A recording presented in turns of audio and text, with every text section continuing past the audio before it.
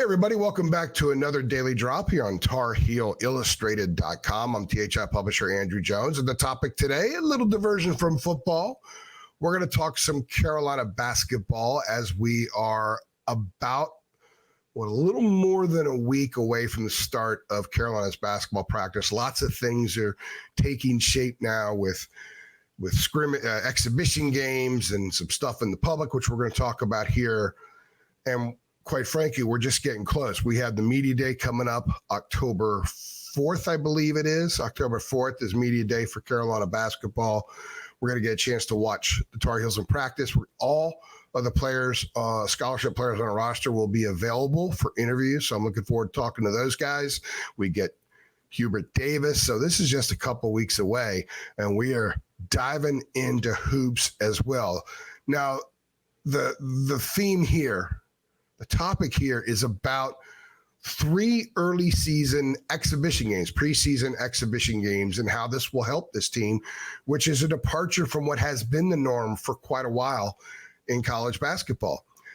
Now, they're not, as far as I know, they're not going to have a late night with Hubert. Now, I was talking to someone in the program a few days ago, and they said, look, we don't think they're going to be one. He didn't give a definitive no, but it would be very surprising if there was. I seriously don't think that there will be. And they don't need it, to be perfectly honest with you, because I didn't think there was tremendous value. It helped the kids a little bit to get in front of the fans, but I think the way this lays out with what they're going to do here in the next month helps the team a lot more. And that's what I want to discuss here. First of all, October 13th, they have a blue-white game. Remember the old blue-white game? That was a big deal back in the Dean Smith days, and they would draw pretty well, usually on a football weekend, sometimes on the same day as a football game, so a lot of people would attend both. But this is going to be different. This is not on campus because they can't have the NIL, make it an NIL event on campus. They're going to Asheville. They're going to play in the same building where the Tar Heels played the Maui Classic back in the COVID year when RJ Davis was a freshman. Caleb Love was a freshman.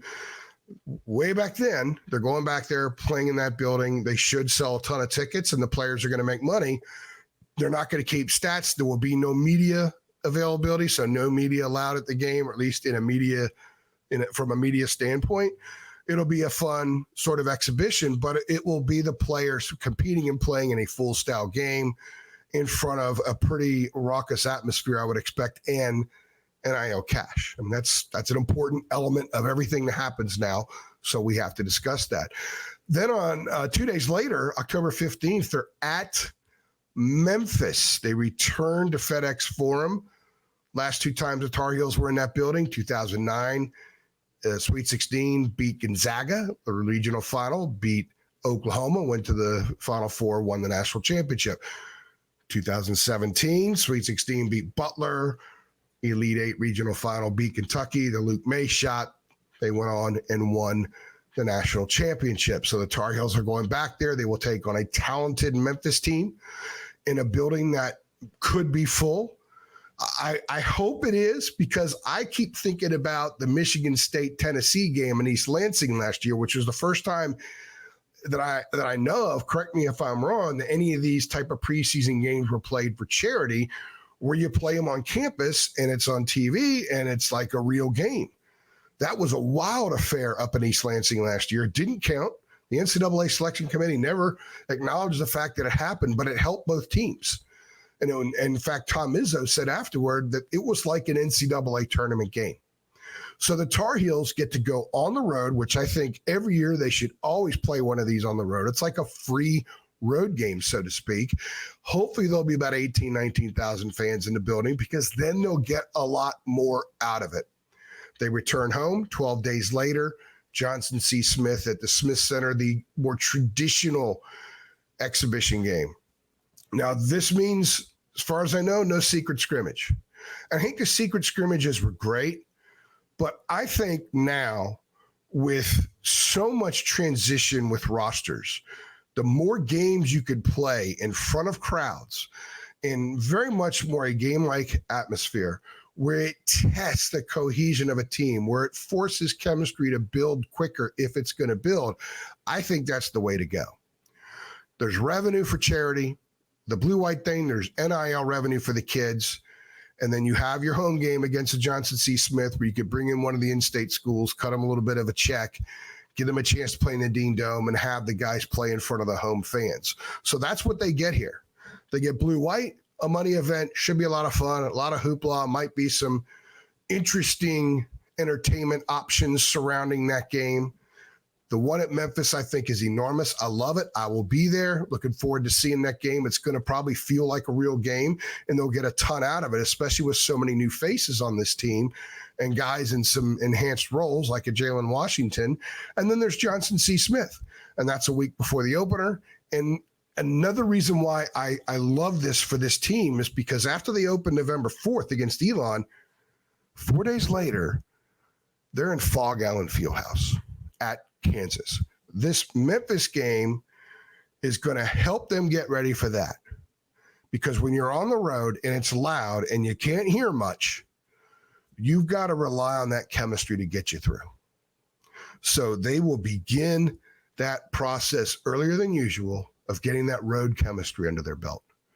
And they're going to do it with new guys like Lubin, like Tyson, with a couple of freshmen perhaps playing important roles. They're going to have Claude out there. Jalen Washington with an enhanced role. We don't know what Jalen Withers' role will be.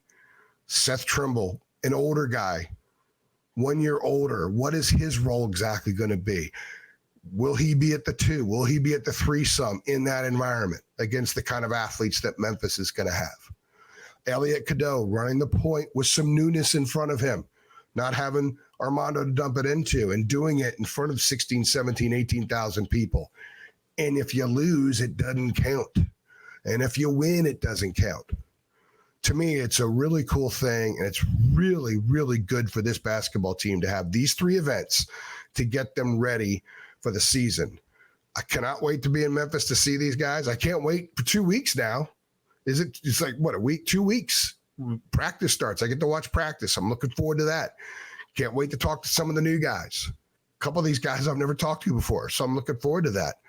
And I'm looking forward to reporting to you guys everything that we uncover when we do the interviews, when we watch practice and all that kind of good stuff. And there'll be a little bit of video from practice as well. If you're excited about having these 3 opportunities to see the Tar Heels before they actually play a real game, and to see them play in front of fans and begin the developmental process a little bit earlier in a public way, click like on this video. If you're just excited about Carolina basketball in general, go ahead and click like.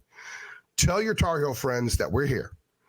Not everybody knows we're here. Let them know we're here. Have them come on over.